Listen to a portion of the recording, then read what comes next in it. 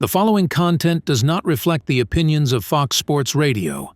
The guy who picked up this show has already been fired. We do it at the end of every year where we take time in the show to honor all the luminaries who had great achievements this year. Not as great as ours, of course, but they tried.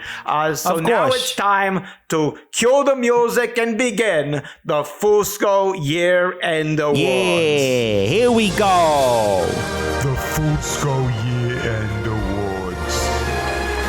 All right, Tony, so much hardware to pass out here, and we're going to start with one of the most prestigious awards, the Excellence in Journalism Award, which this year goes to none other than Charissa Thompson. Wow, congratulations. And we know this one's a little controversial, Tony, because as we all know, Charissa Thompson admitted this year that when she was a sideline reporter for Fox and couldn't get the coaches to do the interviews at halftime, well, she would just make up what she thought they were going to say. So brave. And, what these fools don't realize exactly, Tony, that this was good for the game, right? Exactly.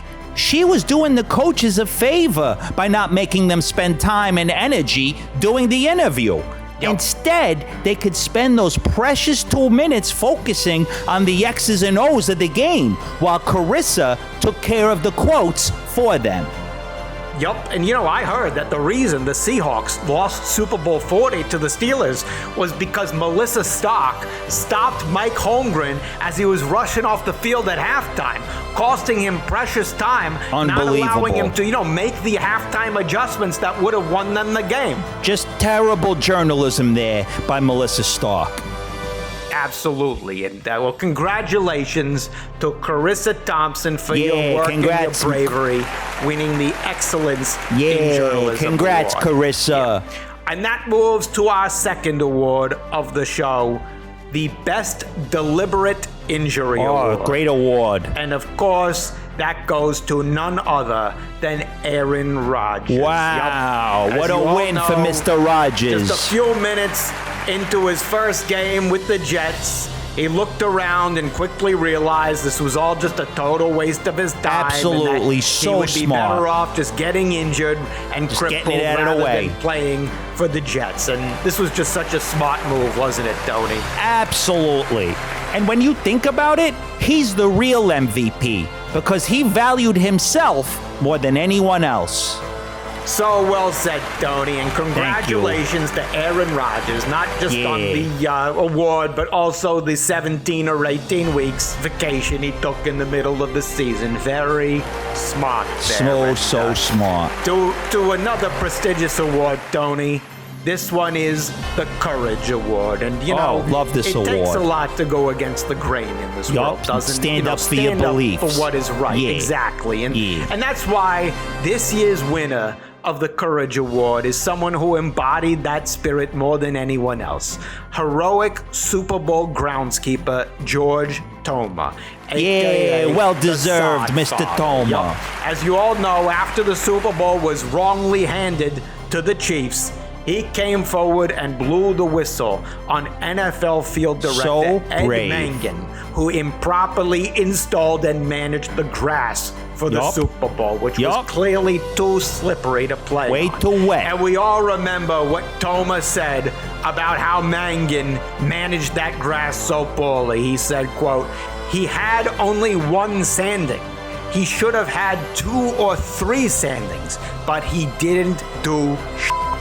And wow, Tony, that is why George Toma has won our Courage Award, because he deserves the trophy just as much as the Eagles. Isn't that right? Absolutely. And at least we can right that wrong a little bit here on this show. There we go. That's what we're doing. All right. And now moving on to another big award, Coach of the Year. This was a hard one.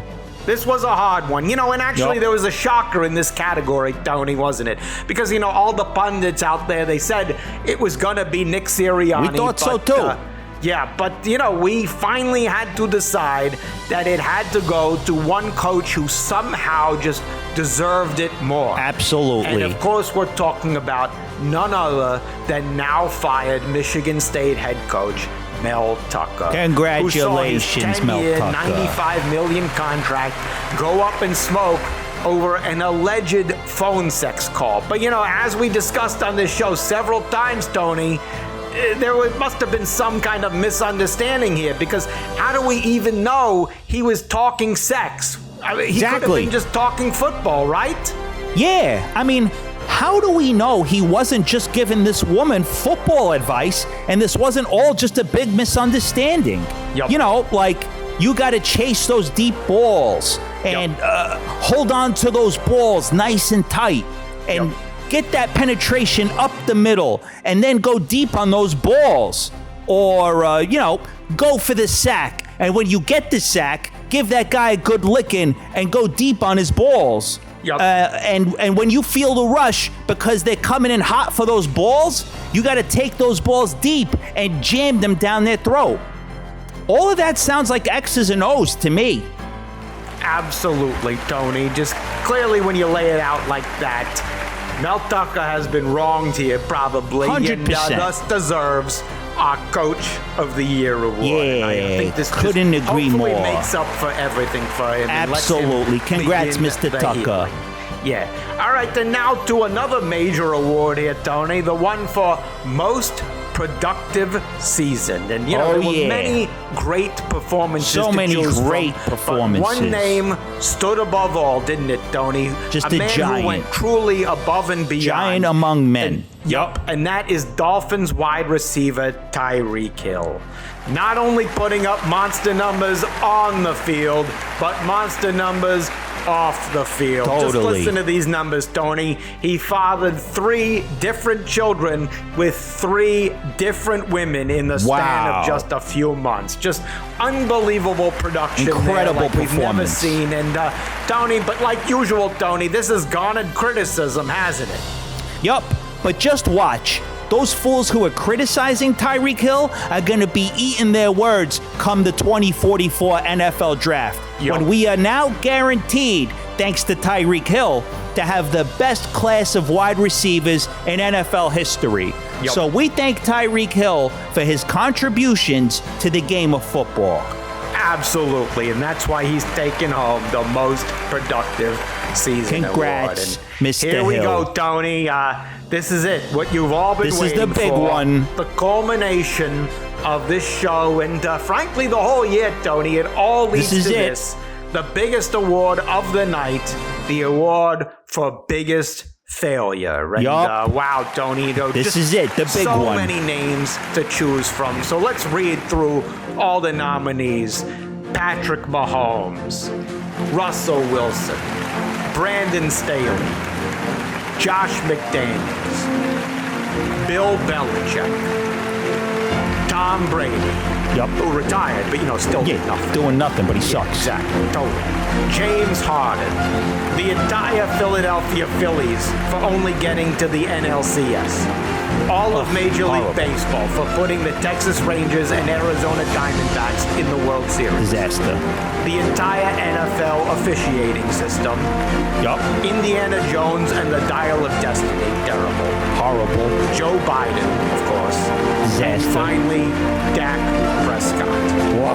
And here we go, Tony. It's time to reveal the winner. I can't stand the tension. Who is it? The biggest failure of 2023? No surprise here, Tony. For the 7th year in a row, Dak Prescott. Yeah. There you go. Well done, Dak. Congrats to you. Joe Biden almost pulled it out, but so close. You gotta look at the border crisis, don't you, Tony? Dak is down there in Texas. And what's he doing? Done jack squat to secure Nothing. the border. Reportedly hasn't even gone there once. Just poor leadership there by Dak. And by Biden, but more so by Dak. Absolutely. And there you have it, people. The Fusco Year-End Award.